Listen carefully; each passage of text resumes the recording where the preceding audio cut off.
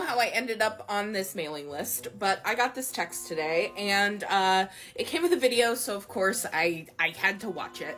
Okay, so the video starts out with two Minnesota girlies enjoying some wine out of tin wine glasses. I just saw that Minnesota has the most extreme abortion law in the country. Totally normal thing to say. No, really, it's I right hope here. not. That's her Legislature reaction. passed a law that allows an unborn baby to be aborted at any time up to birth, even healthy babies with healthy moms.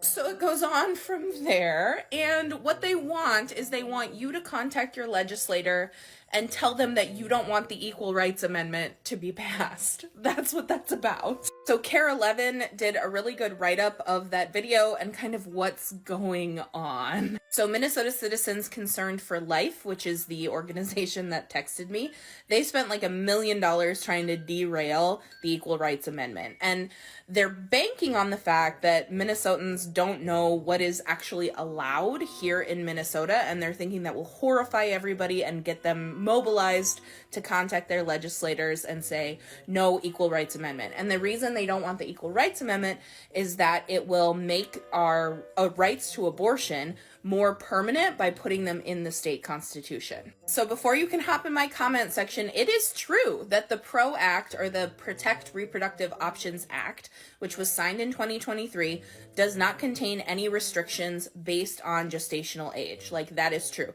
But that ad is missing some context. To begin with, because of the Minnesota Supreme Court case in 1995, which was Doe versus Gomez, there have never been restrictions on gestational age in Minnesota, at least not since 1995. So that was the norm, and the PRO Act was not changing anything. And secondly, as Kara Levin points out, the up-to-birth scenario does not reflect reality in our state. So according to the most recent data, which is 2022, there was only one third trimester abortion in the state out of like 12,000 abortions performed. What the PRO Act did is it removed the requirement that physicians attending an abortion have to save any viable infant. And before you get it twisted, the reason they did that is that it was redundant. Like, doctors already have to do that.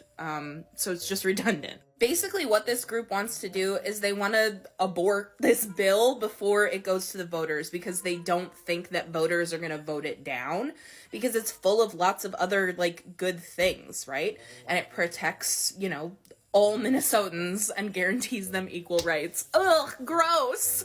Anyway, I'm sure your grandma and your weird uncle also got that text message, and now you can, if you want to talk to them about it, you have a little bit more context, which was definitely lacking, and maybe a little, like, nuance and subtlety from that ad as well.